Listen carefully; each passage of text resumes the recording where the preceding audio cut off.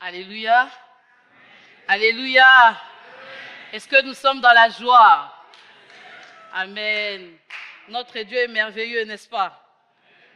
Nous rendons grâce à Dieu pour tout ce qu'il fait dans nos vies. Ce matin encore, j'aimerais nous inviter dans la prière. Nous allons prier le Seigneur et lui demander de parler à nos cœurs. Comme le Seigneur nous a dit pendant ces temps de séminaire, qu'il veut renouveler, qu'il veut relever son peuple. Prions pour que le Seigneur nous parle, qu'à chacun de nous, le Seigneur dise quelque chose ce matin. Prions le Seigneur pour la parole que nous allons écouter. Dieu de grâce, nous te disons merci, Seigneur. Le temps est arrivé où nous voulons t'écouter et nous prions, Seigneur Jésus, pour que tu nous parles et que nos cœurs soient sensibles, ô éternel Dieu, à ta parole. Donne-nous aussi, toi qui donnes, Seigneur Dieu, le vouloir et le faire. Donne-nous aussi, Seigneur, de mettre en pratique ta parole. Dans le nom de Jésus. Parle, ô éternel, tes serviteurs écoutent. Que ça soit ta parole et non la mienne, pour la gloire de ton nom.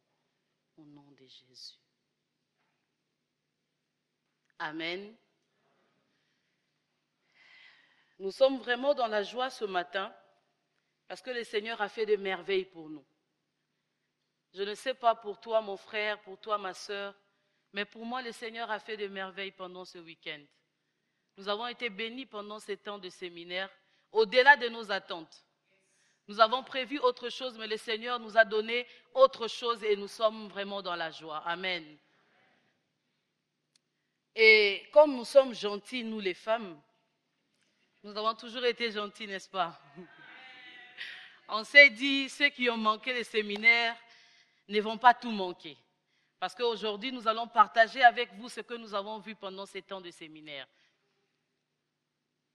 Notre thème était « Servante ointe pour un service d'impact ». Et ce que nous voulons partager avec vous ce matin, c'est un peu la synthèse de tout ce que nous avons vu pendant ces 2 jours.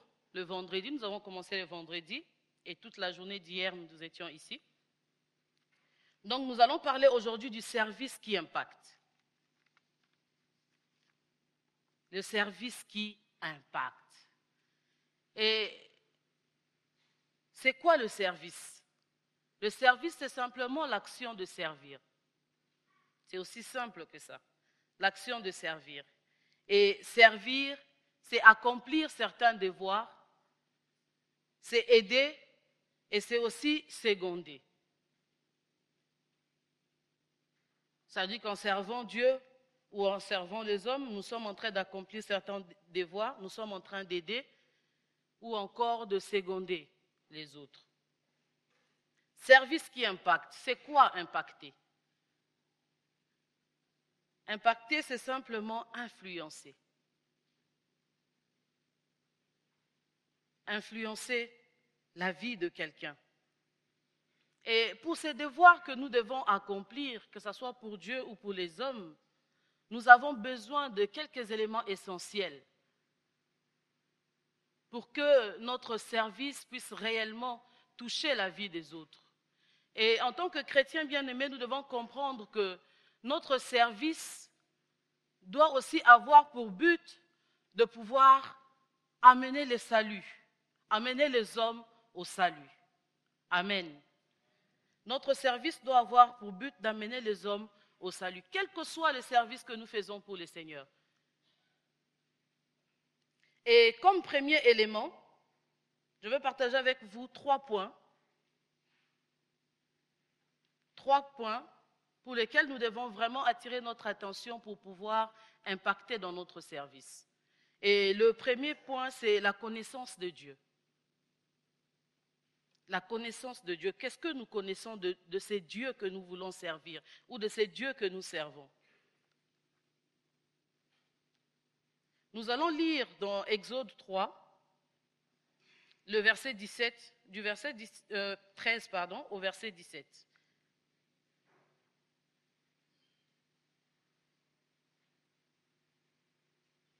L'histoire de Moïse. Exode 3, 13 à 17. La Bible nous dit, Moïse dit à Dieu, j'irai donc vers les enfants d'Israël et je leur dirai, le Dieu de vos pères m'envoie vers vous. Mais s'ils me demandent quel est son nom, que leur répondrai-je? Dieu dit à Moïse, je suis celui qui suis. Et il ajouta, c'est ainsi que tu répondras aux enfants d'Israël. Celui qui s'appelle Je suis m'a envoyé vers vous. Dieu dit encore à Moïse, tu parleras ainsi aux enfants d'Israël. L'Éternel, le Dieu de vos pères, le Dieu d'Abraham, le Dieu d'Isaac et le Dieu de Jacob m'envoie vers vous. Voilà mon nom pour l'éternité. Voilà mon nom de génération en génération. Va, rassemble les anciens d'Israël et dis-leur, l'Éternel, le Dieu de vos pères, m'est apparu, le Dieu d'Abraham, d'Isaac et de Jacob. Il a dit, je vous ai vu et j'ai vu ce qu'on vous fait en Égypte. Amen, nous allons nous arrêter là. Pardon, le verset 17 aussi dit, et j'ai dit, je vous ferai monter de l'Égypte où vous souffrez dans les pays des Cananéens, des Hétiens, des Amoréens et des Phéréziens, des Héviens et des Jébusiens, dans un pays où coule le lait et le miel. Amen. Bien-aimés, dans cette histoire, nous voyons Moïse que Dieu appelle pour pouvoir le servir. Dieu a une mission pour Moïse. Pour pouvoir le servir, pardon. Dieu a une mission pour Moïse. Et Moïse, qui était à Mont Horeb, entend Dieu lui parler, au travers, bien sûr, du buisson ardent. Moïse accepte, si vous lisez un peu plus haut, l'Éternel parle à Moïse comme quoi il doit aller en Égypte pour délivrer son peuple. Dieu a entendu la souffrance de son peuple en Égypte. Moïse accepte la mission du Seigneur. Moïse accepte d'aller en Égypte pour parler au peuple et pour parler au Pharaon aussi. Mais Moïse demande quelque chose au Seigneur. Ils vont me demander, qui t'envoie? Qu'est-ce que je veux leur dire? Qui m'envoie? Et le Seigneur répond à Moïse, tu leur diras, je suis celui qui suis. C'est ainsi que tu répondras aux enfants d'Israël. Celui qui s'appelle Je suis m'a envoyé. Amen. Dieu se révèle ici à Moïse comme étant un Dieu Je suis. Un Dieu qui est toujours là. Après, il dit à Moïse, les dieux de vos pères. C'est-à-dire qu'il a commencé un peu plus loin. Il a commencé depuis Abraham, le Dieu de vos pères, Abraham, Isaac, Jacob. C'est Dieu qui était avec Abraham, c'est Dieu qui était avec Isaac, qui était avec Jacob. Aujourd'hui, t'envoie toi, Moïse. Moïse trouve dans ses paroles, dans la présentation du Seigneur, cet encouragement de savoir que Dieu ne l'abandonnera jamais. De savoir que Dieu est toujours là avec lui. Quelles que soient les difficultés qu'ils pourront rencontrer en Égypte, Dieu sera toujours là avec lui. Et Dieu se révèle à Moïse comme un Dieu Je suis, un Dieu qui pourvoira toujours aux besoins de Moïse. C'est Dieu qui a été avec Abraham, Isaac, Jacob, pourvoira aux besoins du peuple d'Israël pour qu'il puisse sortir de cette souffrance qu'il connaissait en Égypte. Bien-aimé, quelle vision tu as de Dieu? Quelle est la révélation de Dieu que tu as? La vision que tu as de Dieu déterminera ce que Dieu pourra faire avec toi ou par toi. Tu as la vision d'un Dieu qui ne répond qu'à des petites choses. Tu as la vision d'un Dieu qui n'est pas Jéhovah Rapha. Quand on t'emmènera de malade, tu diras simplement, allez à l'hôpital. Mais si, comme une sœur nous a témoigné hier, tu as la vision de ce Dieu qui se révèle aussi à toi comme étant un Jéhovah Rapha, qui sait guérir des maladies, même si tu passes comme notre sœur 1 année et 6 mois dans la maladie. Et le Seigneur te guérit. Bien sûr, les médecins te soignent. La sœur disait encore que son mari vit aujourd'hui sans pancréas, si je ne me trompe pas. Les médecins étaient étonnés de voir que cet homme pouvait survivre après cette opération.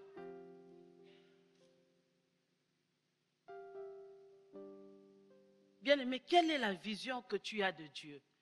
Tu dois connaître ces dieux pour pouvoir le servir comme il le faut. Tu dois connaître la vision de Dieu pour toi. Il te donne une mission, il te confie une mission, c'est vrai.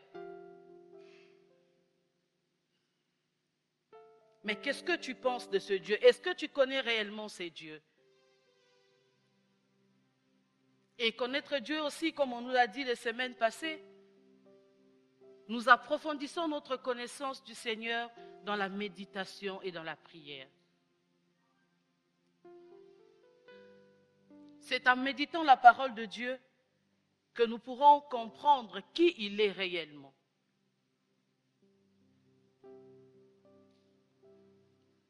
Et notre deuxième point serait l'amour de Dieu et des hommes. L'amour de Dieu et des hommes. Aimer Dieu, bien-aimé, c'est simplement lui obéir et le servir. C'est ça, aimer Dieu. Tu ne peux pas prétendre aimer Dieu si tu ne le sers pas. Quand je parle de servir Dieu, ça ne veut pas dire nécessairement la prédication, ça ne veut pas dire être chantre. On nous a appris aussi pendant ces temps de séminaire que tout ce que nous faisons, nous devons déjà changer notre vision du service. Tout ce que nous faisons doit être pour la gloire de Dieu. Quand je suis en train d'éduquer correctement mes enfants dans la voie du Seigneur, je suis en train de servir Dieu. Je suis en train de servir Dieu. Parce que ce sont des serviteurs de Dieu que tu es en train de préparer pour l'avenir.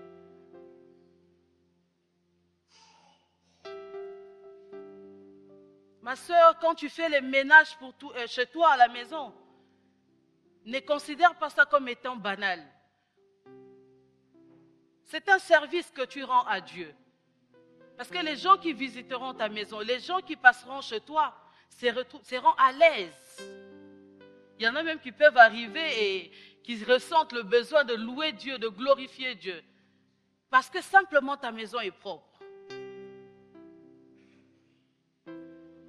Ne négligeons pas les services que nous pouvons rendre, que ce soit à Dieu ou aux hommes. La Bible nous dit dans Jean 3,16 que Dieu a tant aimé le monde qu'il a donné son Fils unique. Vous connaissez bien ces versets que moi. Donc, nous disons par là que notre service doit être simplement une réponse à l'amour de Dieu. Car c'est Dieu qui nous aime le premier, qui nous a aimés le premier. Et pour que nous puissions répondre à son amour, nous les servons. Et aussi, nous devons servir les autres. Cet amour que nous avons pour Dieu doit se répandre et se manifester. Se manifester devant les autres au travers de nos actes et par nos services. Et il n'y a que le Saint-Esprit qui met cet amour, qui peut mettre cet amour dans nos cœurs. La parole de Dieu, nous allons lire dans 1 Corinthiens 13, du verset 1 au verset 3.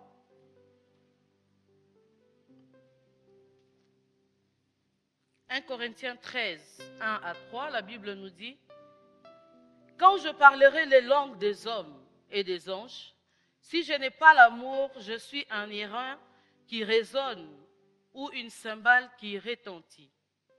Et quand j'aurai le don de prophétie, la science de tous les mystères et toute la connaissance, quand j'aurai même toute la foi jusqu'à transporter les montagnes, si je n'ai pas l'amour, je ne suis rien.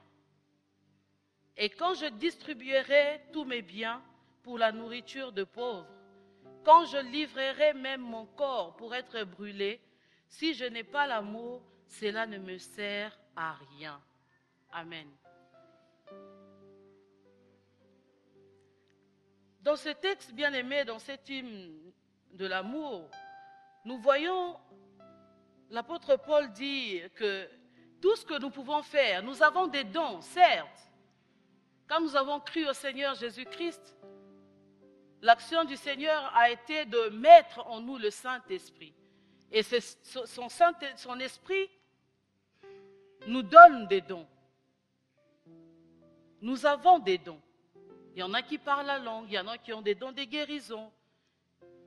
Et l'apôtre Paul nous dit dans ces textes que si tous ces dons, nous les pratiquons sans avoir l'amour, cela ne sert à rien. Bien-aimés, revoyons notre motivation, la motivation de notre service. Quand bien même tu donneras des vêtements aux autres, mais si ce n'est pas par amour, cela ne sert à rien. Quelle est notre motivation première quand nous agissons envers nos frères, envers nos sœurs?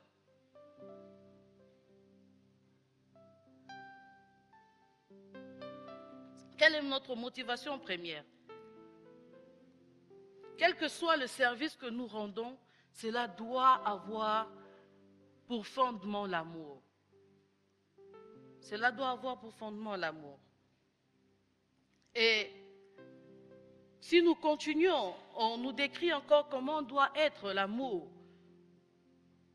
Dans nos actes, on nous dit l'amour est patient, il est plein de bonté, l'amour n'est point envieux, l'amour ne se vante point, il ne s'enfle point d'orgueil.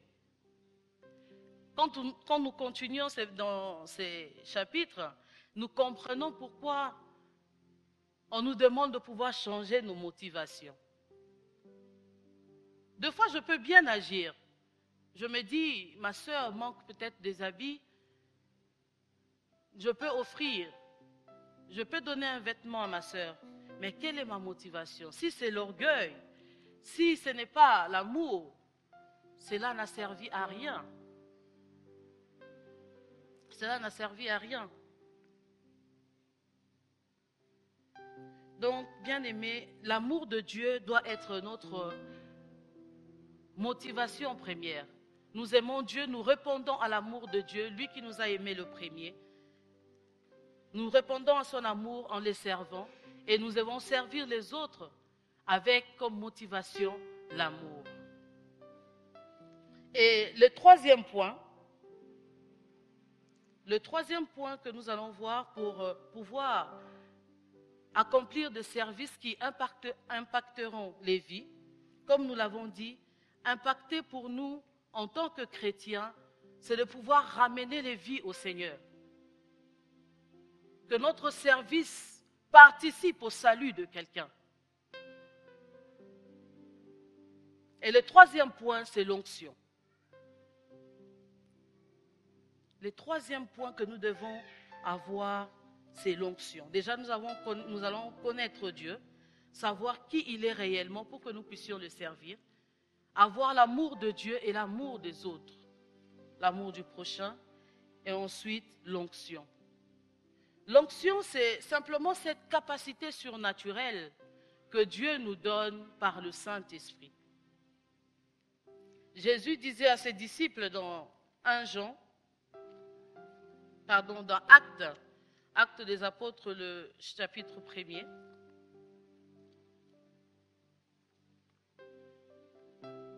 Actes des Apôtres, chapitre 1er, le verset 8.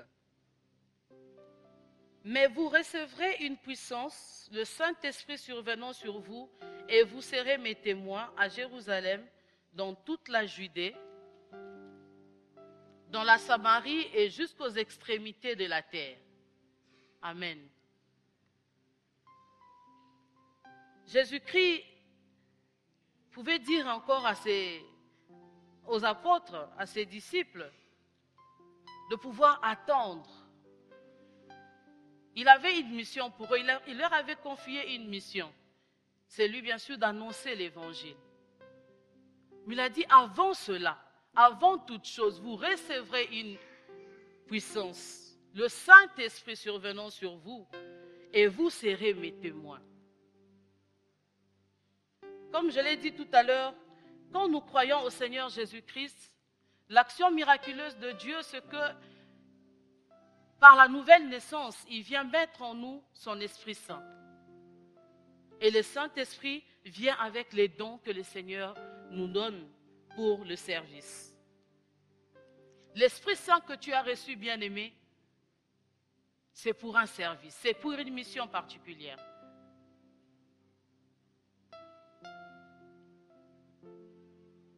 Tu n'as pas reçu le Saint-Esprit simplement pour que tu sois toi seul, rempli, débordé, et que là ne sert pas à l'édification des autres.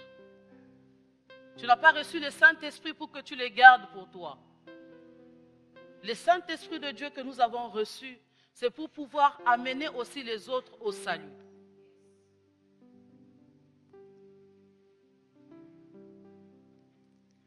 Et nous voyons aussi l'apôtre Paul. L'apôtre Paul, après avoir reçu le Saint-Esprit, toujours dans Actes le chapitre 2, le verset 41. Acte 2, 41, la Bible nous dit, « Ceux qui acceptèrent sa parole furent baptisés, et en ce jour-là, le nombre des disciples augmentant d'environ 3000 âmes. » Amen. L'apôtre Pierre, l'apôtre Pierre qui, devant cette femme, quand on avait arrêté Jésus, une femme, n'est-ce pas qu'on dit que la femme était un être faible? Une femme qui pose simplement la question, toi tu étais aussi avec ce maître, tu étais avec lui, tu parles comme lui. Pierre tremble. Non, je n'étais pas avec lui, je n'étais pas avec lui. Et cet homme qui pouvait trembler devant une femme, après avoir reçu le Saint-Esprit, il se lève pour parler de la part du Seigneur. Il annonce l'évangile à ceux qui avaient bien sûr participé à la mort de Jésus-Christ. Il leur annonce l'évangile à plus de 3000, à plus de 3000 personnes, l'apôtre Pierre parle. Parce qu'on nous dit dans le verset 41 que ceux qui acceptèrent la parole furent baptisés et en ce jour-là, le nombre des disciples augmentant d'environ 3000 âmes. Ça, c'est ceux qui avaient accepté. En une journée, ceux qui avaient accepté la parole. Ça veut dire qu'ils étaient plus que ça. Cet homme qui, jadis, avait peur d'une femme, avec le Saint-Esprit, il prend le courage de parler devant autant de personnes. Bien-aimé, ne néglige pas le Saint-Esprit que tu as.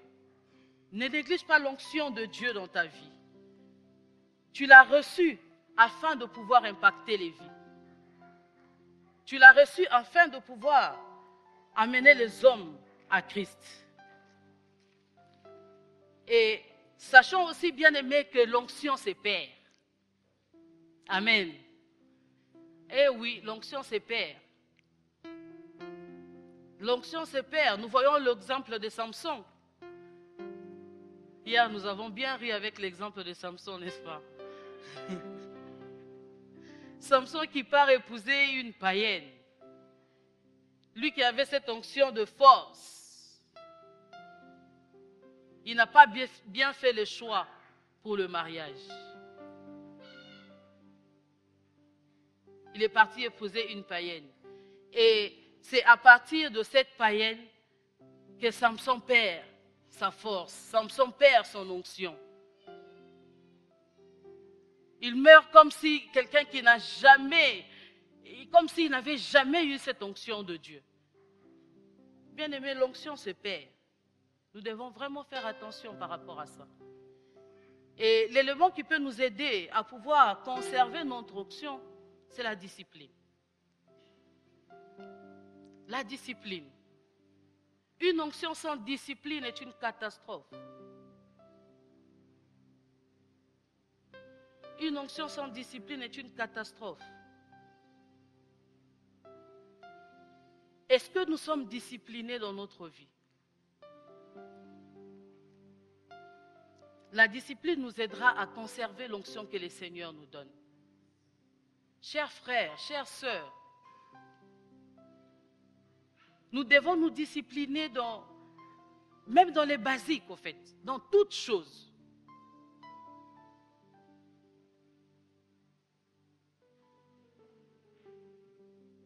Dans vraiment toutes choses. Tout ce que nous pouvons trouver banal. Mais quelqu'un qui a l'onction, ce n'est pas n'importe qui. Ce n'est pas quelqu'un qui doit considérer toute chose comme étant banale. Pour pouvoir conserver l'onction que nous avons reçue de notre Dieu, nous devons être disciplinés. Disciplinés même dans l'habillement. Disciplinés même dans l'habillement. Que nous dit la parole de Dieu par rapport à l'habillement? Nous devons nous habiller avec pudeur, avec décence. Chères sœurs, vous attendez à ce que je m'arrête aux sœurs? Non, les frères aussi, des fois, s'habillent mal. Chères sœurs, chers frères, remplis d'onction que tu es. Quand tu t'habilles, est-ce que ton habillement, il y a pudeur, il y a modestie dedans? Est-ce que ça emmène les gens à s'éloigner de leur salut? Est-ce que ça emmène les gens à s'éloigner de leur salut ou à se rapprocher davantage de leur salut? Mon habillement est objet de scandale. Mon habillement est objet de... Ça veut dire que ça éloigne les gens de leur salut. Bien-aimés, nous devons nous discipliner dans tout.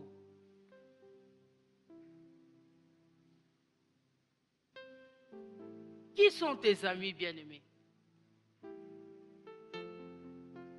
Qui sont ces personnes avec qui tu aimes te retrouver tous les jours? C'est des personnes qui mentent comme ils respirent. Dis-moi, qu'est-ce que tu vas bénéficier d'une personne qui ment comme il le respire? Je le dis bien, comme il respire. Dès qu'on pose la question, tout ce qui sort en premier, c'est d'abord un mensonge. Bien-aimé, si tu ne te disciplines pas à t'éloigner un peu de cette personne, gare à toi, tu vas perdre l'onction avec le mensonge.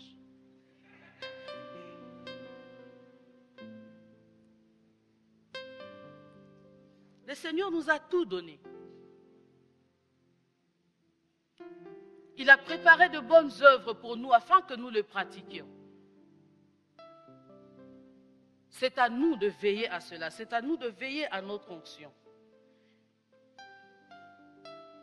Et pour finir, je dirais, bien aimé, que Dieu, qui nous a appelés au service, a déjà tout prévu pour nous.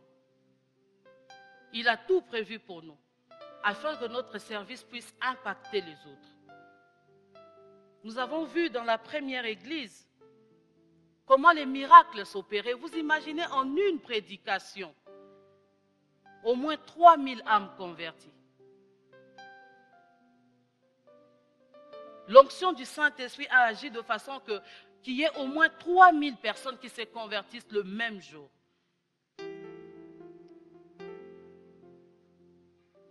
Qu'en est-il de nous aujourd'hui? Qu'en est-il de nous aujourd'hui? Qu'est-ce que nous vivons aujourd'hui? Est-ce que l'action du Saint-Esprit est toujours pareille? Est-ce que c'est la faute de Dieu? Non. Il a déjà tout prévu pour nous. Et c'est à nous de faire des efforts pour que notre service puisse impacter, pour que notre service puisse emmener les gens au salut. Et aujourd'hui, en résumé, si nous pouvons au moins déjà veiller sur ces 3 choses, nous pourrons impacter les vies.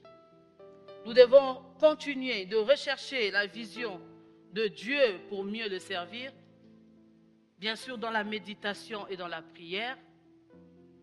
Nous devons avoir comme motivation dans le service l'amour de Dieu et l'amour des hommes. Et comme dernier point, nous devons veiller à conserver l'onction que Dieu a mis en nous. Veillons et prions. Veillons afin que l'onction ne nous quitte pas. Amen. Veillons afin que l'onction ne nous quitte pas, afin que le but pour lequel nous devons servir le Seigneur soit atteint, le salut des âmes. Que le Seigneur nous bénisse.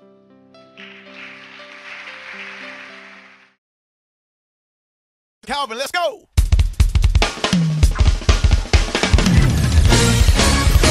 Woo! Yeah, this song right here, we coming out.